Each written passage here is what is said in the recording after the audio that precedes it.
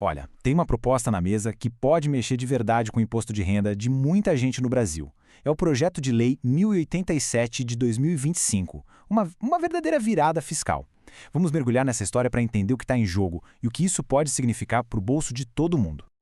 E o curioso desse projeto é que ele tem, assim, dois lados bem claros.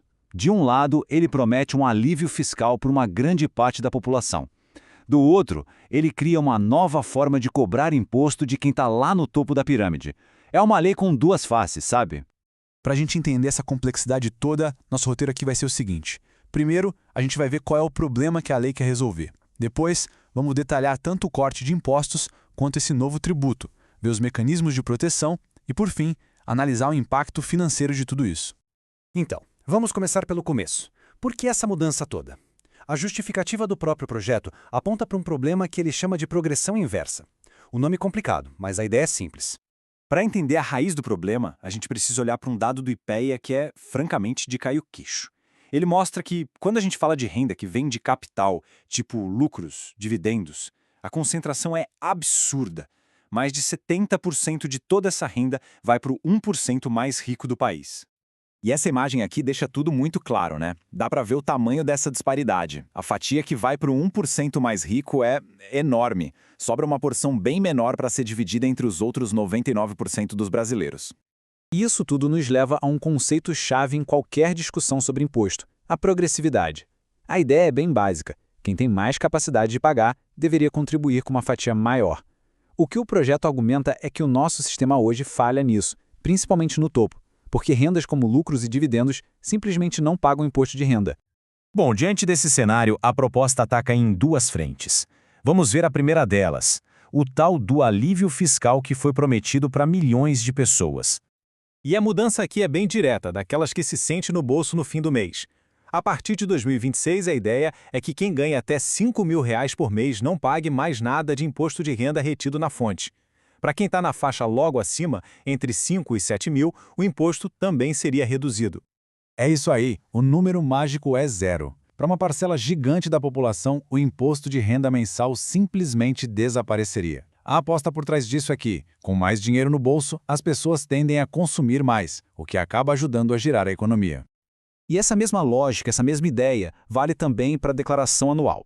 Quem tiver rendimentos tributáveis de até R$ 60 mil no ano, ficaria isento. E aí o benefício vai diminuindo aos pouquinhos até chegar na faixa de R$ 84 mil anuais. Ok, essa foi a parte do alívio. Mas e o outro lado da moeda? A contrapartida para esse corte de impostos é justamente a criação de um imposto mínimo para quem tem rendimentos muito, muito altos. Ele tem uma sigla, IRPFM. E a grande sacada, a grande mudança dele é que ele olha para a renda total de uma pessoa. Ou seja, ele soma tudo: salário, aluguel e, o ponto central, aqueles rendimentos que hoje são isentos, como lucros e dividendos, para todo mundo que ganha mais de 600 mil por ano. Tá, mas como é que se calcula isso na prática? É um processo de 3 passos, bem simples de entender. Primeiro, soma-se todas as fontes de renda da pessoa. Segundo, aplica-se a nova alíquota sobre esse valor total. E terceiro, desconta-se o imposto que já foi pago ao longo do ano. O que sobrar, se sobrar alguma coisa, é o IRPFM a pagar. Vamos aos detalhes, então. Os números são os seguintes. A alíquota começa em 0 e vai subindo até 10% para quem tem renda acima de 1.200.000 por ano. E tem um detalhe importante. Para garantir que o imposto seja pago, o projeto cria uma retenção na fonte de 10% para dividendos mensais acima de R$ 50 mil. Funciona como se fosse um adiantamento, sabe?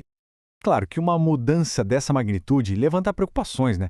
Principalmente com a tal da dupla tributação. Por isso, o projeto já vem com algumas travas de segurança para evitar que isso aconteça. E aí a gente chega na pergunta que todo mundo faz, a pergunta de R$ 1 milhão, literalmente. Se a empresa já pagou imposto sobre o lucro dela, e a pessoa física vai pagar de novo quando receber esse lucro como dividendo, isso não é cobrar o imposto 2 vezes? Essa é a principal crítica a propostas desse tipo. A resposta do projeto para essa questão é um mecanismo chamado redutor. A melhor forma de pensar nele é como um teto, um limite.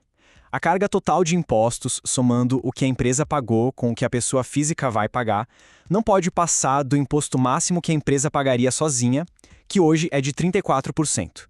Se a conta passar disso, o imposto da pessoa física diminui. É uma garantia para evitar uma sobretaxação. E não para por aí. Para fechar o cerco, como se diz, a proposta também olha para o dinheiro que sai do Brasil. Fica estabelecida uma nova cobrança de 10% direto na fonte sobre lucros e dividendos que são enviados para investidores lá fora. Certo, já entendemos o que e o como. Mas e a conta final? Como ficam as finanças do país com tudo isso? Vamos para a última parte da nossa análise. Bom, a pergunta é: a conta fecha? De acordo com as projeções do próprio governo para 2026, a resposta é sim.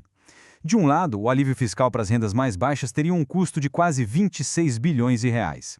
Do outro lado, os novos impostos sobre os mais ricos e sobre o dinheiro enviado para o exterior trariam mais de 34 bilhões. Ou seja, o projeto foi desenhado para ser positivo para os cofres públicos. A ideia é que o saldo extra arrecadado ajude a cobrir os custos de mecanismos como aquele redutor, garantindo que a medida seja fiscalmente equilibrada. No fim das contas, o que esse projeto faz é colocar uma grande questão na mesa para o Brasil inteiro debater. Seria esse o caminho para um sistema de impostos mais justo e progressivo? Ou será que essas novas regras poderiam acabar desestimulando o investimento no país? Esse é o debate que está só começando.